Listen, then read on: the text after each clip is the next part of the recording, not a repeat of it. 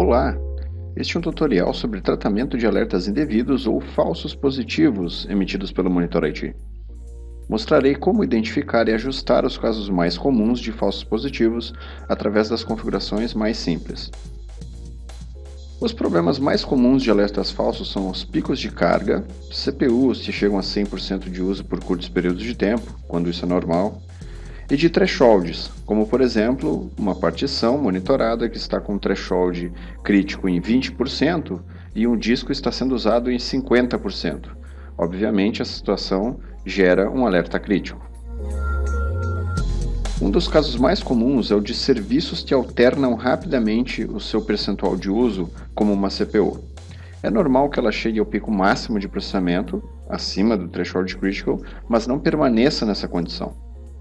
Para evitar que um alerta seja emitido nessas condições, você deve configurar esse monitoramento para que verifique várias vezes consecutivas se o processamento está acima do threshold, para daí então, confirmando que a sobrecarga permanece, lhe avise. Vamos alterar então essa condição de verificação sequencial. Vamos lá, vamos em monitoramento, pegar por exemplo meu PC e o item de CPU.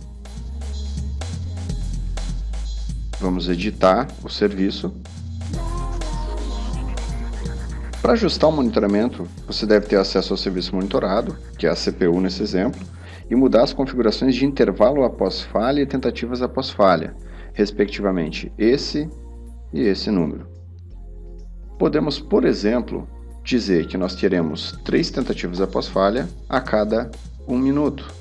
Isso significa que é necessário que o monitoramento esteja 3 vezes com o problema consecutivamente para que o alerta seja gerado. O intervalo com que esses testes são executados é definido pelo campo intervalo entre verificações após falha.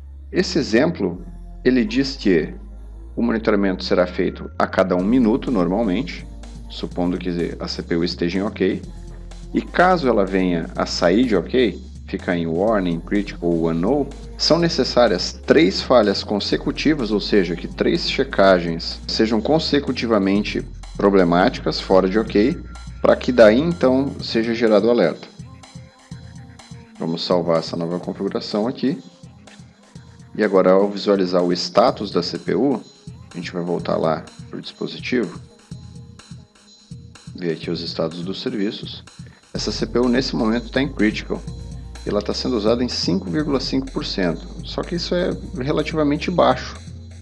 Então eu posso estar tendo também um falso positivo em função de um threshold errado. Então vamos corrigir isso. Vamos entrar de novo na CPU, editar o serviço e mudar o threshold. Se você tiver dúvida sobre qual valor colocar, esses balões ao lado aqui eles ajudam você a se orientar. Por exemplo, percentual do valor critical e percentual do valor warning. Se é um valor percentual, vamos trocar aqui, por exemplo, para caso a CPU passe de 80%, que ela me alerte o warning, amarelinho, né? E caso passe de 90% de uso, daí sim ela me entra em crítico. Mas lembrando, só vai ser enviado um e-mail, criado um alerta e uma notificação, caso ocorram 3 vezes consecutivamente problemas. Ok? Feito isso, o sistema já está ajustado para funcionar no novo modelo.